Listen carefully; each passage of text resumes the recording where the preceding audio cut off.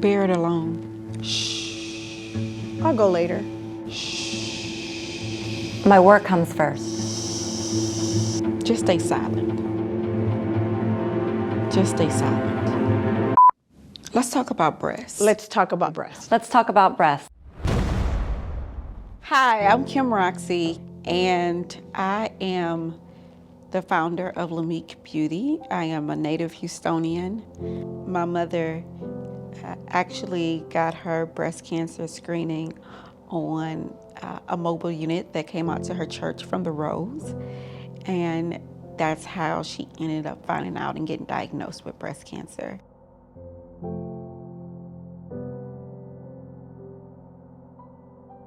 My mom passed away in October, which is Breast Cancer Awareness Month.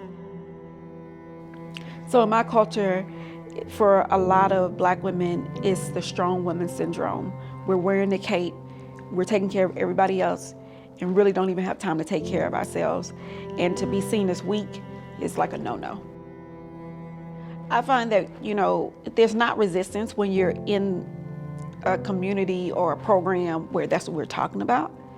But it's not something we just bring up. I'm Elizabeth Esparza, and I'm a patient navigator here at the Rose.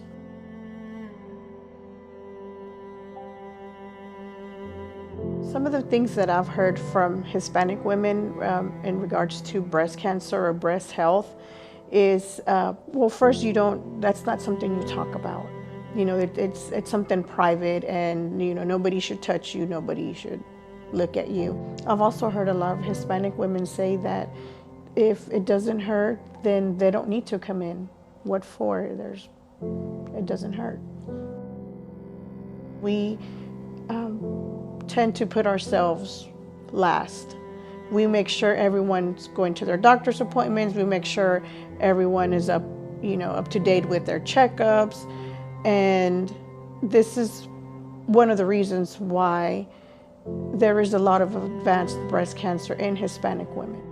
I'm Lori Choi. I'm a vascular surgeon in Houston, Texas, and I've began an organization called I'll Have What She's Having. We advocate for improved health awareness in the food and beverage industry. It's been very eye-opening. First of all, we did a survey amongst our members, and we're somewhere around 40 to 50% uninsured. And everyone has been uninsured at some point in their careers. I moved here from New York City to train at the Texas Medical Center, which is the world's greatest medical center. We have top-of-the-line research, we have cutting-edge technology, we have some of the best science and some of the best minds in medicine. Yet, in the shadow of that amazing medical center, we have this country's greatest number of uninsured men and women. So we have working men and women everywhere who aren't able to take advantage of this medical center and all that it has to offer in terms of preventive care and disease treatments. When it comes to thinking about all of these hardworking men and women and what they ought to be able to afford on their salaries, it's kind of a depressing picture, unfortunately. So we know that we have more uninsured men and women than any other state, but it's harder to qualify for Medicaid in Texas than almost any other state. You have to be making so much less than the federal poverty rate in order to qualify, while in other states such as Tennessee and Oklahoma, it's not that difficult, even though our patient populations are very, very similar.